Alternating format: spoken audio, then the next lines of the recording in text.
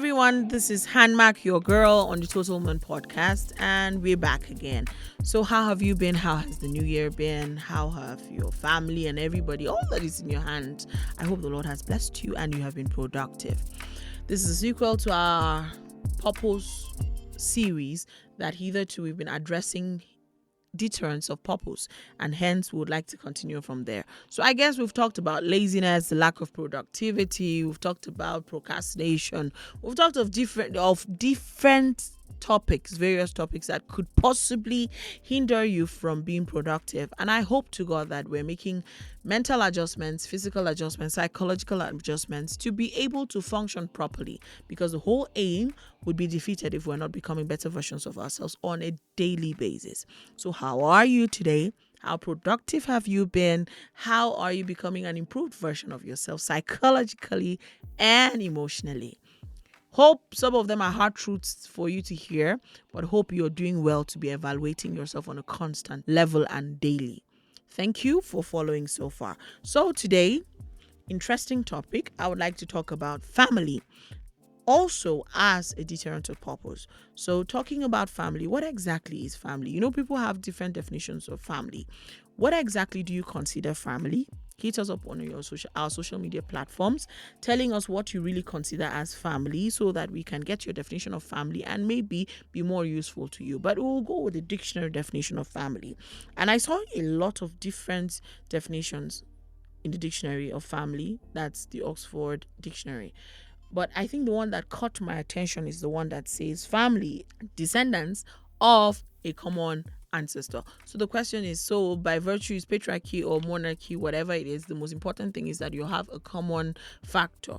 And when you look over it, friends become family. Some friends become family. Whoever you consider family is who we're talking about right now. Yes. So how then can family be deterrence to purpose? Family generally, I think, is a good thing. It's a good thing because it gives us a sense of belonging. It gives us a sense of origin. And it helps us to feel like we are part of something bigger than you, right? So if that's what it's supposed to be, actually, in actual sense, it's supposed to actually build you and make you a better version of yourself. So it can actually make you or mar you. But in this case, we love the fact that it can make you, and we celebrate families that make us itch. But in this case, I want to talk about family system that eventually mars you. And what are those things and those pointers that point to the fact that your family is gradually becoming a deterrent to your purpose, to purpose actualization, right? It's different scenarios, different things, but I think I would like to talk about a few of them here. Yes. So the first thing is family interactions, right? I want to talk about family interactions. The question is, how then do you interact? What are the levels of your understanding, the levels of your beliefs, and how do you interact on a daily basis? What do you think sets you apart? Does it build you? Does it make you? Or by virtue of your family interactions, you have a tendency to judge people based on your family interactions? Do you get what I'm trying to say? Most people eventually, this is how it's obtainable in my family. This is how we relate with people. You go out with that limited perspective or limited knowledge of people's interactions and the fact that families interact at different levels, and you carry on in such a way that you're expecting that it is what is obtainable in your family that should be obtainable in other people's family. And I think that's very wrong. So that we are able to rise above the fact that our family interactions could genuinely be different, right? So what is obtainable in my family is not necessarily obtainable in another person's family, and it's okay to have different points of views of family interactions, and it's okay, right? But you see, sometimes we don't realize that it's okay, which for me, I believe is a function of lack of mental maturity enough to be able to accommodate a different perspective, right? So if this is what is obtainable in my family, so it's expected that this is what should be obtainable in everybody's family. But we forget that it is not a rule. Sets of activities that we do, variety of environments that we grew up in that have impacted our belief system and why we have those family interactions the way we do based on our environment should be factored in. Which means that, giving an example, my family interactions in Jos is not what is obtainable in Lagos. In between that, let's just use one example as a factor. Traffic. The traffic obtainable in Jos is not the same traffic obtainable in Lagos. So if I have a friend that we're supposed to be working together who is coming from Lagos and coming to Jos, it means that there's a mental adjustment that she's supposed to be having because she has changed location and the way they relate at that level, which means that you can eat in traffic, you can do a lot of things in traffic. And I see that it's wrong, it's manners and all that. But you see, at the end of the day, I've not been exposed to what she's been exposed to. So I can't, it's not set in stone that it must be this way, it must be found this way, and it must happen in this particular way. Why? Because the environment has influenced her family interactions and the way they see things differently. So if I'm insisting that I must go home and go and cook, in their family, it's okay for you to buy food and just eat wherever you are, function. And then we meet later in the evening. If possible, if we can't even meet early enough and traffic does not allow us to arrive early enough, guess what? We continue functioning, which means that you get food wherever you can and come. Let's meet and talk and just sleep. The traditional woman from Plateau State, because of the slower pace of life, expects that she wants to go and cook lunch. She wants to go home and go and cook supper, right? So interaction. So growing up and then marrying a guy from Lagos, what I'm thinking is obtainable. This is what is influencing my thought of what family should be. I'm putting it on the table and saying I want to be able to come and cook lunch for my husband. And he simply just eats outside because he's not used to it. But it does not necessarily mean that it's wrong. Just one example on how it works. So when we say family interactions, it means that what they impact your point of view, they affect you. So purpose is not to one person, right? We said that all those abilities that God has put on the inside of you are supposed to help you be a better version of yourself, and so that you impact lives, right, around you and further, whether in your church, in your community, in your state, in your place of work. So you're supposed to be interacting with different upbringings on a daily basis and different environments that have shaped their interactions in their family and cannot be put down, because you'll be actually invalidating their process and invalidating where they're coming from. So making room for one another's perspective, and family interactions can easily do that. We in our house, we don't do that. Everybody has this thing. So guess what? Doesn't mean it should not be obtainable here. Simply because it's not obtainable in your house, it doesn't mean it's not obtainable somewhere else, right? So, excuse my house, of course, a northern girl. So, we have to make room for that, right? So, that's just one, family interactions. So, going forward, if we are to go further, we talk about traditions, culture, right? Our family's culture and tradition. Our culture being where we're coming from, and then our culture then influences our traditions on a day-to-day basis in our families. So family interactions, what are the interactions? The traditions that have come out of from what? Our culture, right?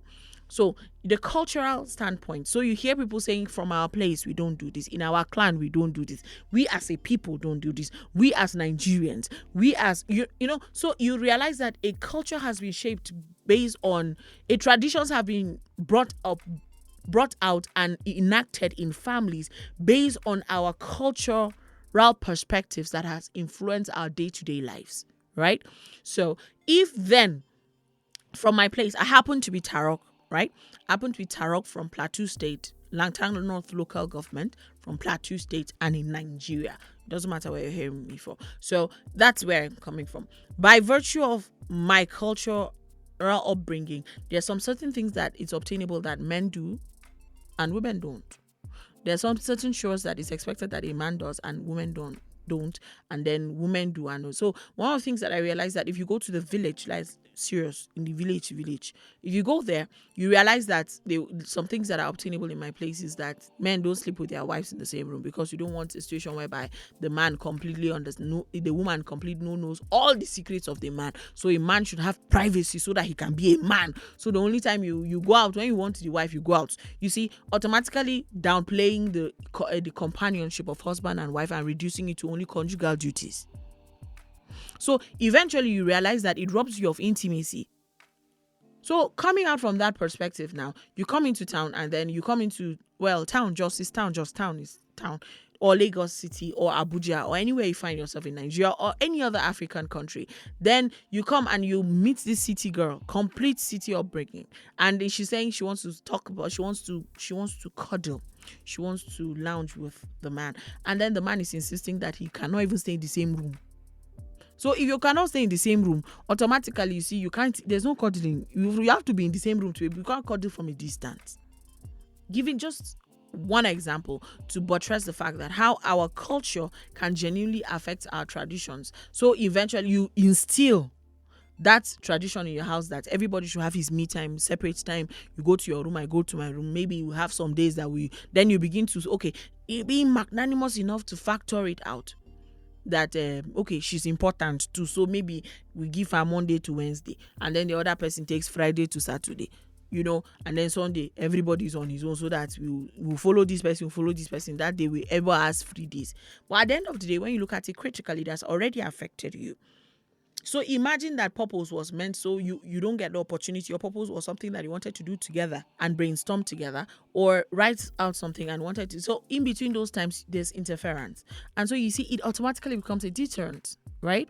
So you're not actualizing your full potential because some things are beginning to interfere in your thought process, in your brainstorming process. A lot of things are beginning to interfere. And to some people, it can genuinely be an emotional burden because they're still figuring out how to wrap themselves around this and still pursue purpose. So it's already hindering me from being me, much less try to pursue to arrive at the place of purpose, right? So that is for my thought, being that our culture that influences our tradition, which means that our family's culture and traditional belief system eventually become a hindrance to our purposes, right? Actual purpose actualization. So that's what I'll think. So if we go to number 3, I want to talk about third one, run them down quickly. Our religious beliefs. Oh, we Africans, we celebrate our religious beliefs so much. I think so much to the deterrent of ourselves actually before purpose, right? So we have Judaism, we have Christianity, we have Islam as a religion. We have the pagans. We in Africa, we have different subsidiaries under pagans. We have the traditional church self. Yes, that is a combination of the Christianity and then the traditions put together.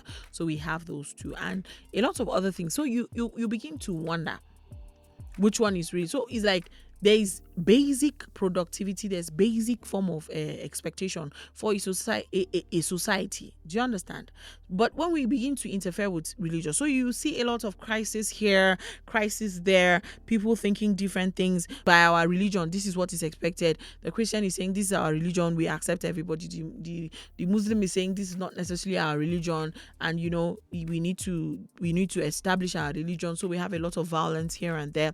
The pagan man is telling we can dialogue with you to a particular point, but when you get to a particular point, we're not available for this because it's affecting our religion. So basically, at the end of the day, a lot of religious barricades and a lot of barriers. We have mental barriers, psychological barriers, emotional barriers, no freedom of expression, no freedom. A lot of things that just keep interfering. So you realize, and what if you were called to media? What if you feel that your passion is media?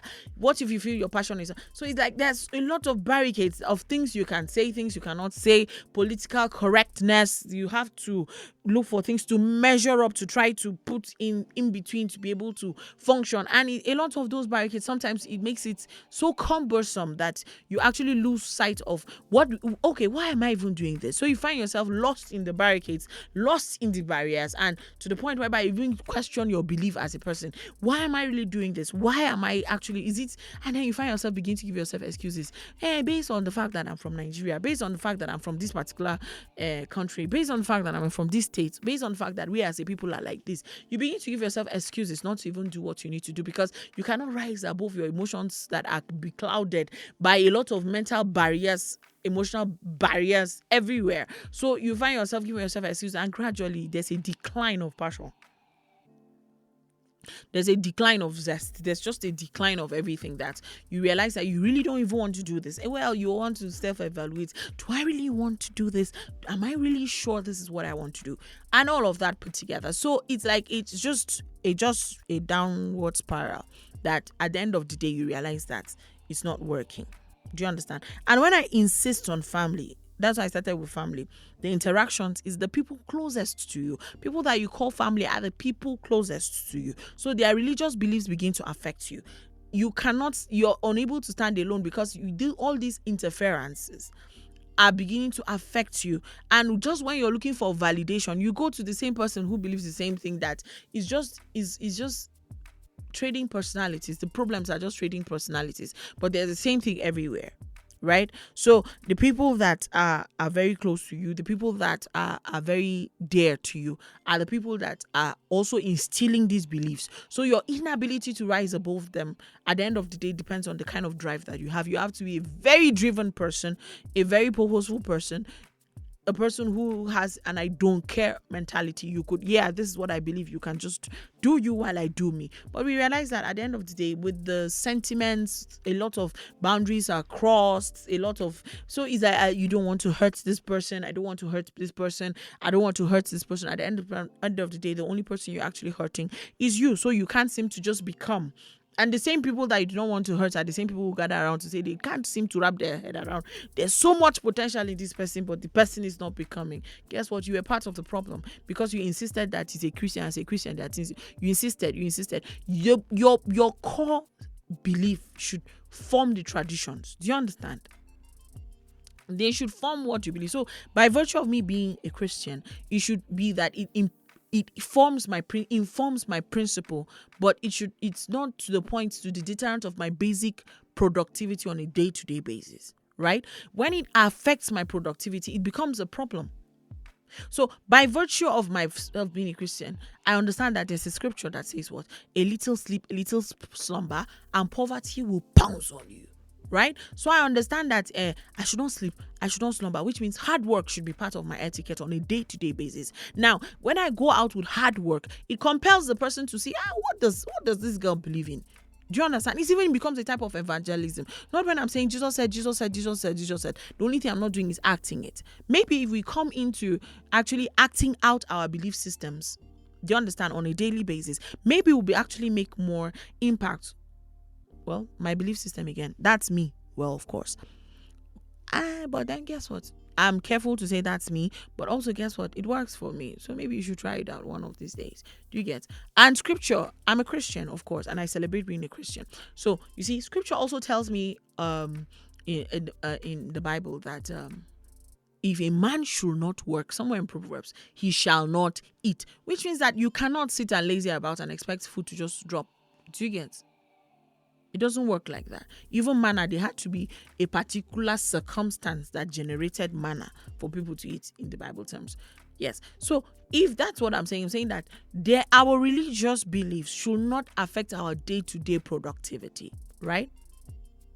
We find a way to find balance, that we are not becoming redundant. We're not becoming lazy. We're not becoming unproductive while we have those belief systems. That we should form, the belief system should inform our principles in life and our manner of operation, our truthfulness. How about truthfulness? How about love? How about joy? How about peace? Be an agent of peace. How about other things that you should actually do when you're fighting left, right, center, and because you're defending, it doesn't work like that.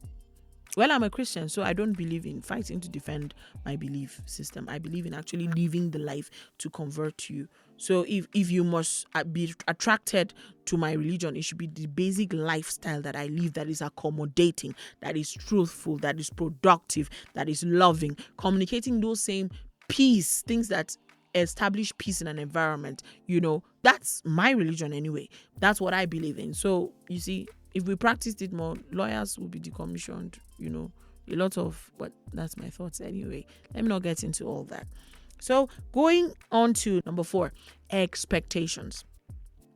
That's something that's in between expectations, uncommunicated expectations that never came to limelight, never really happened. Expectation is quite a big topic to talk about. But I think I would like to say this about expectations. Expectations are basically what you wanted to happen, that you were very certain that were coming to pass, the motive behind it, right? Whatever informed it, which means that I start a business, it's expected that it should thrive. right? So when something doesn't happen, how then do we deal with expectations? I start a business today, and this was my calculation, this was expectations. But then sometimes when you look at those expectations, are they really realistic? There's a science to expectation. You understand? Apart from the workings of miracles, you start a business with 10,000 naira, and we're hoping that you generate a profit of 10 million. You see, when you do that, it's very disturbing, because actually what we should be doing is gathering together to take you to a hospital, because you need your head checked, right? So some of our expectations are actually very unrealistic. We don't know how to celebrate small wins. We don't know how to celebrate small growths. We're not making an issue out of it to encourage one another, to keep each other pushing, to keep each other doing, right? But instead, you are just sitting and living in a land of your wonderland, your la la land, hoping that at some point it will just come to be. There's a particular kind of lifestyle that should guide and your expectations. There's hard work, there's productivity, there is all self-evaluation. Okay, this business didn't work here. Yes, the one thing you're confident about is not the failure. The failure gets you to depression. No, it is that you're very sure that this way is not the way to do it. Right? So there's an alternative way, and going back to the drawing board to actually look critically and begin to generate better ways to do it, to make sure that it does not fail again. And even if it fails, at least you now have 2 ways not to do it, not just one. Right? So if we continue with the level of expectations we have, and sometimes I have genuinely very unrealistic, how about have expectations according to what you're putting in, the effort being poured in? The expectation should be expected from that level. If amplified, just a little bit amplified. So sometimes, I get the fact that they tell you aim for the sun. When you don't arrive at the sun, at least you arrive at the stars, one of the stars. I get it, right? You want to aim big so that you don't fall too low. But sometimes, you see, as a businesswoman that I am, it's difficult. I should be able to walk around knowing, okay, based on this that I have done, this is what is expected. Based on this that I've done, it should naturally generate this. And extra should come as a wow, I didn't even realize my effort we're going to bring out this kind of result, right? So it should be a thing of celebration, but then doesn't defeat the milestones you're beginning to cover. And then there's the false expectations. The expectation you have of yourself. I was talking to a friend of mine today, and I was telling him that he's very critical, which means that you're not even extending yourself grace. So sometimes the expectations are so big, and you're not living up to your potential. Then you step out, and a dear person like your mom tells you, I don't even understand. After all we did, after all the money we spent on you, then you step out and you meet your father. He just looks at you, and you see that look of underperformance. And you're wondering, oh Lord, you're just looking for a hole. Then your younger brother or younger sister comes and fully accomplished, and you're still struggling. All of that, it's family, it's very close. So it does a number on you. It takes a very strong person with a very strong personality to be able to circumvent all those barriers all those things being thrown at you. Right? So if you're struggling with all of that, you see that expectations can just do a big number on you. If we could lower our expectations of ourselves, extend grace, and begin to celebrate milestones, right? Realize that you're not a miracle person, you're just but one person, and that there's room for failure. And then there's room for growth, readjustment, realignment, right? And then begin to silence the voice of the very close people to you by celebrating your wins, right?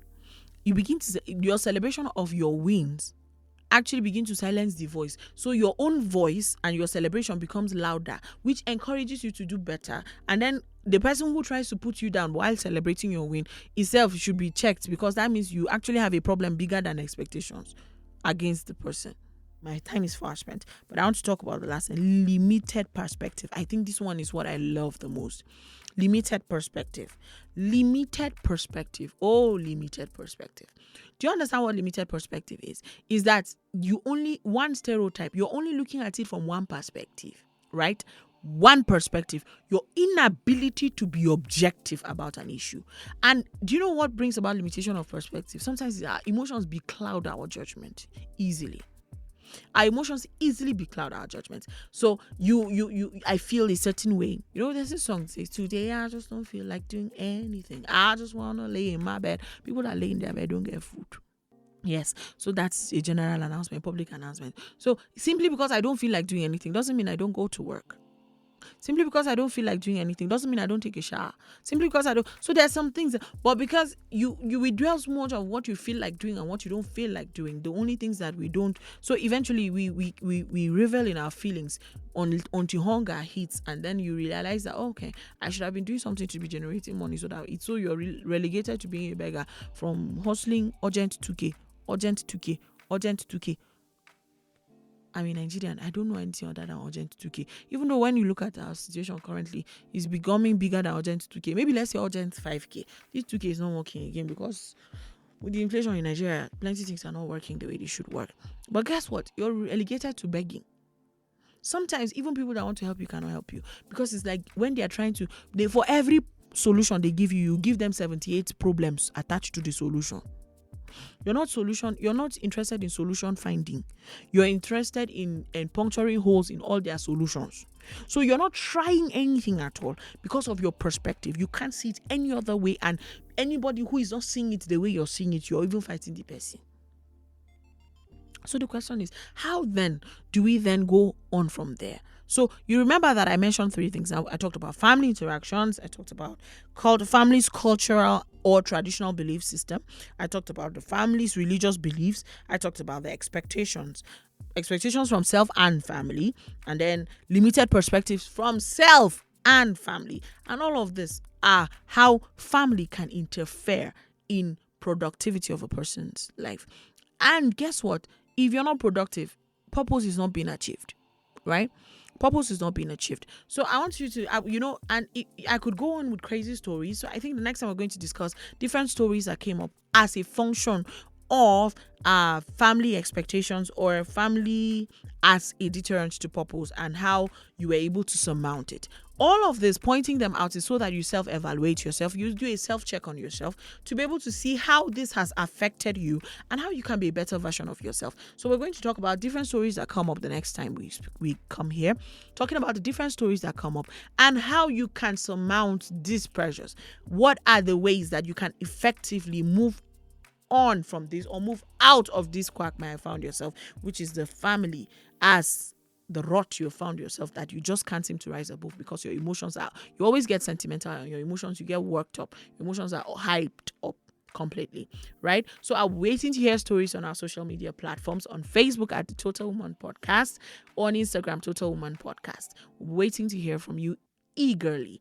Thank you for listening, and it's always nice. I remain your girl, Handmark. See you same time, same station. Bye.